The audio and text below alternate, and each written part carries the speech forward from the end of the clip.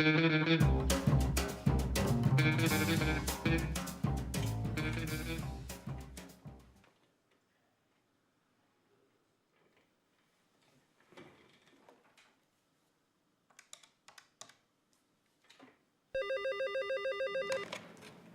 section technique.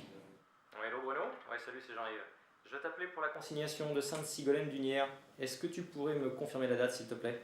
Je te confirme que la consignation de la 63 d'Unière Sainte-Sigolène est bien en semaine 46. Ok, bah écoute, c'est noté. Merci, à bientôt.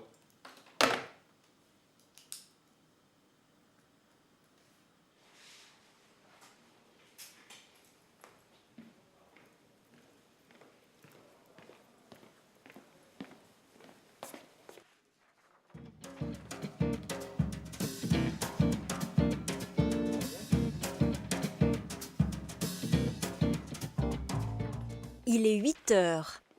L'ensemble de l'équipe RTE se rend en salle de réunion. Qui a déjà préparé ce genre de chantier? L'adjoint d'équipe et les agents échangent des informations pour les interventions à venir.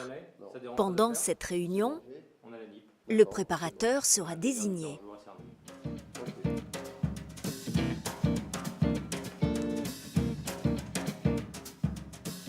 Le préparateur du chantier mène une réflexion sur le travail à réaliser. Il téléphone à la personne du pôle tertiaire pour s'assurer de l'approvisionnement du matériel. Bonjour, ça va? Peux-tu me préciser si tu as reçu les kits pour l'entretien des disjoncteurs? Alors, les kits disjoncteurs seront livrés donc semaine 45. Merci. Au revoir. Il rédige ensuite un dossier appelé « Préparation de travail ». Pour le compléter, il s'appuie sur divers documents techniques et informations issus du retour d'expérience. Il est impératif que l'analyse des risques et les moyens de s'en prémunir soient formalisés. Le préparateur signe la préparation de travail une fois terminée. Tout s'est bien passé? J'ai pas eu de problème particulier.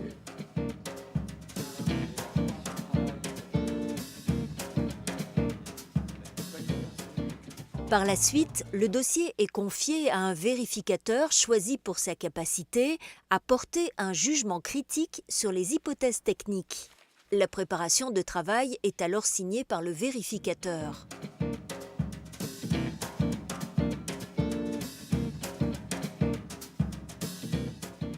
L'adjoint désigne le chargé de travaux. Celui-ci va relire la préparation de travail et éventuellement échanger avec le préparateur. En cas d'intervention simultanée avec d'autres équipes, il vérifiera également la fiche de coordination et les informations contenues dans la note d'information préalable. Avant de partir sur le terrain, le chargé de travaux vise la préparation de travail.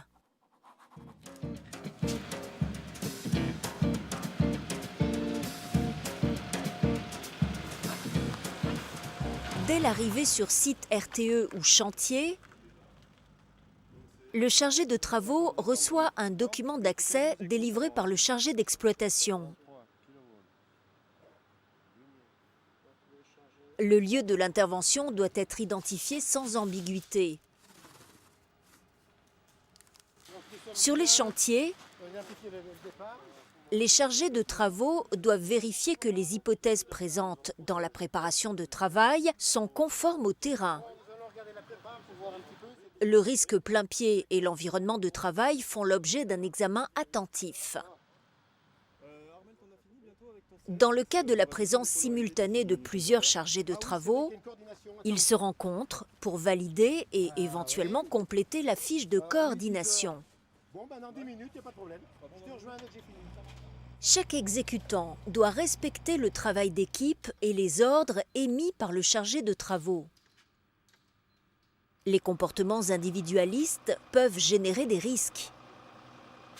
Le chargé de travaux a pour mission de mettre en place une communication adaptée pour s'en prémunir. Tout point d'arrêt, suite à un aléa, doit être formalisé en temps réel. On est coincé. J'en ai voir qu'est-ce qu'il indique l'ordinateur de bord. Le roue d'en bas qui touche par terre, donc je vais vous redescendre et on va reprendre le calage. Avant de poursuivre l'opération, Le chargé de travaux informe tous les intervenants et formalise sur la préparation de travail, l'analyse et la décision prise.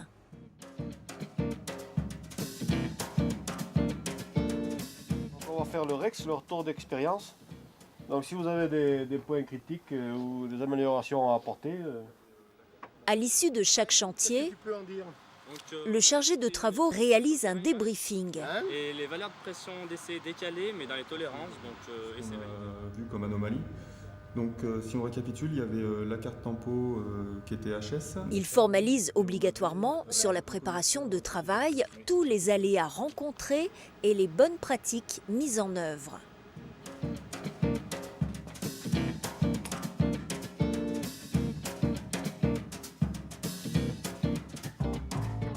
Le chantier terminé, le chargé de travaux complète les bases de données. Ensuite, le responsable signe la préparation de travail et clôture l'ordre de travail dans la base IPSAM. Cette action permet à RTE d'avoir une vision précise du patrimoine et de la maintenance réalisée.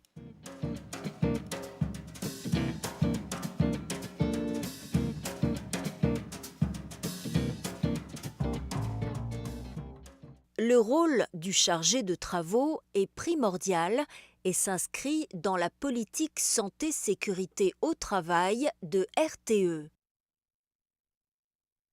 Le partage. Le développement d'une véritable culture de prévention repose sur le partage. Celui-ci implique l'écoute, le dialogue et le lien entre tous.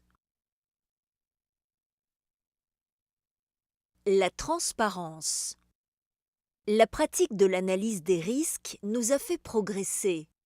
La transparence brise les tabous et repose sur la confiance. L'exemplarité. L'exemplarité est le fruit d'une pleine conscience de sa responsabilité. Elle contribue à l'image de RTE.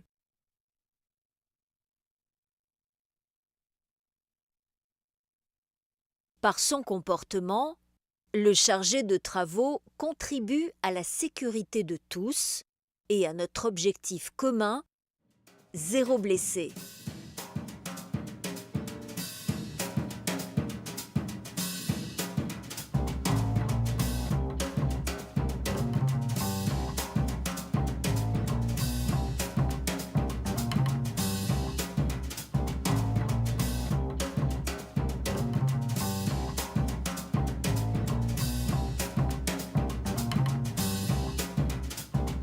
Thank you.